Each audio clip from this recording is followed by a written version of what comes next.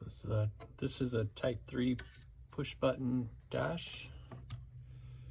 Okay, so when you're working on these, you have to be super gentle with these connectors here. If you find one that has a crack or something like I did on this one, quickly solder it so it doesn't have a problem. Like here's one I have to fix right here, broke off of there. And then there's one missing here that I have to fix, and it looks like there's another one right here. So that's gonna be fun. Okay, so taking this sucker apart. So there's this little tab back here in the back that just kind of slides down. It doesn't really do anything. It just slides down in there. But the tabs are in the front here. And as you can see, I broke one right here, but here's a tab right there.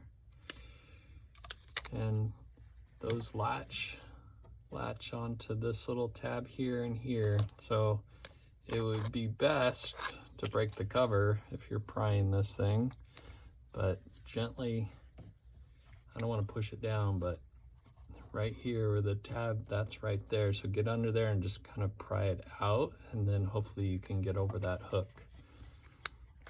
So the hook is right there and right there. Okay, once you get that off,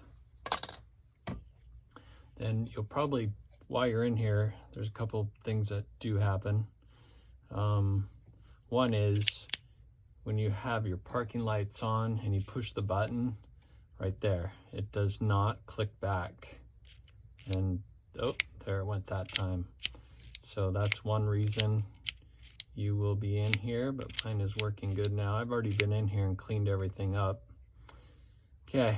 So another thing that you'll be in here for is maybe the high beams aren't working. So how it works, you can have your park lights on and you can have them off. Okay, let's go back to the park lights. If it gets stuck and you can't get your parking lights to turn off, what you want to do is just undo the snap ring. There's a spacer and then a spring.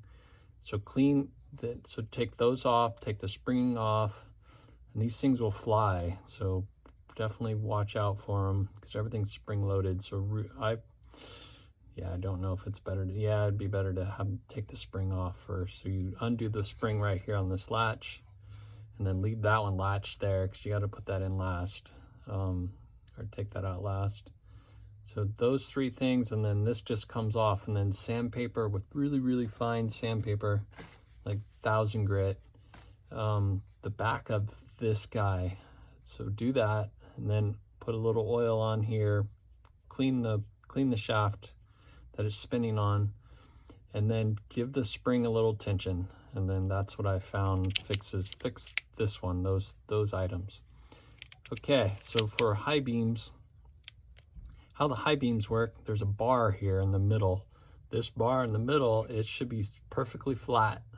And then sometimes what will happen is you can't get your high beams on. That's because this bar has somehow, there's something under it or it's sticking up. So that bar needs to be perfectly flat. So as you push your beams, see how as you push this little plastic piece right here, pushes up on this bar that's just free floating, and then that'll push up on the thing. I'll load it all back up again. Okay, so watch the bar in the middle where my thumb is, and it pushes up on that metal piece, which releases the high beam, and then it should also release the low beam at the same time.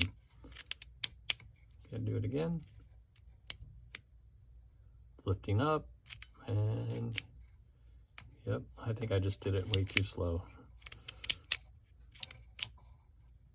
Oh yeah, now she's stuck. Fucker.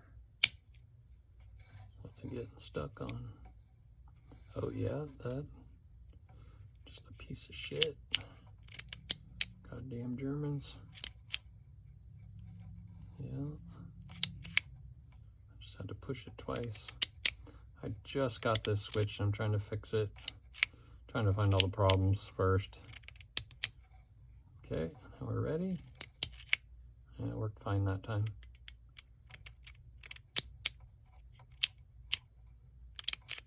Okay, so to clean, should get these all shiny on the back.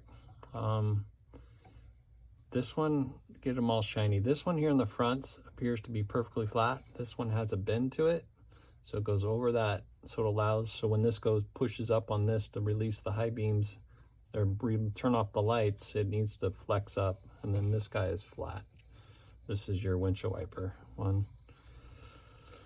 Okay, get the bottom of those cleaned, and then top of this one really shiny clean, and then put everything back together. So perfectly flat. This thing should be perfectly flat. This has a bend, and that's flat. Okay, this is, yeah. And then this guy had the spring broke on me, so that's what'll happen is the stuff will rust out. The ones you buy will probably be all rusted. So I don't know where to find springs yet, but I'll probably be making a spring. But same thing, this guy acts just like the low beam.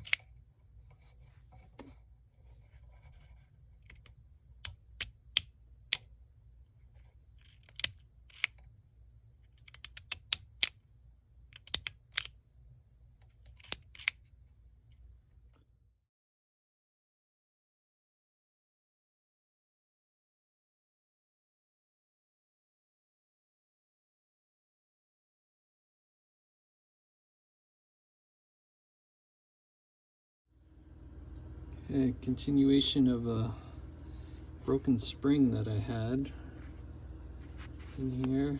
I was able to think about it for a sec and thought about these guys. Should have went with this clip, nice and lightweight. It feels like it's aluminum, but it's really small, but I ended up going with just a regular size clothespin, safety pin.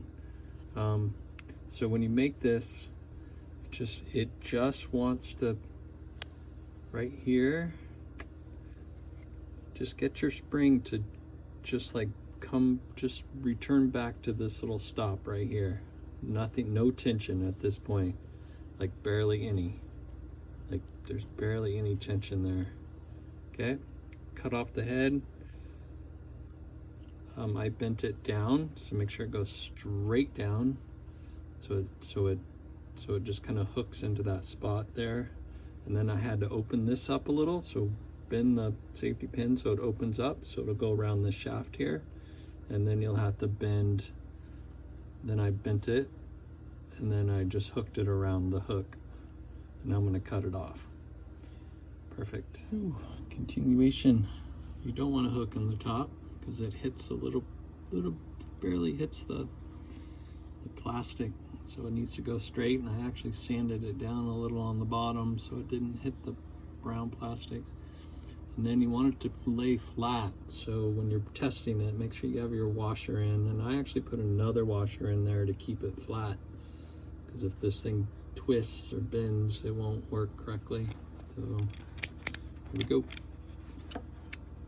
Yeah, a little sticky right now. The button itself pushing down is sticky, but there we go, man. Oh, I'm so happy.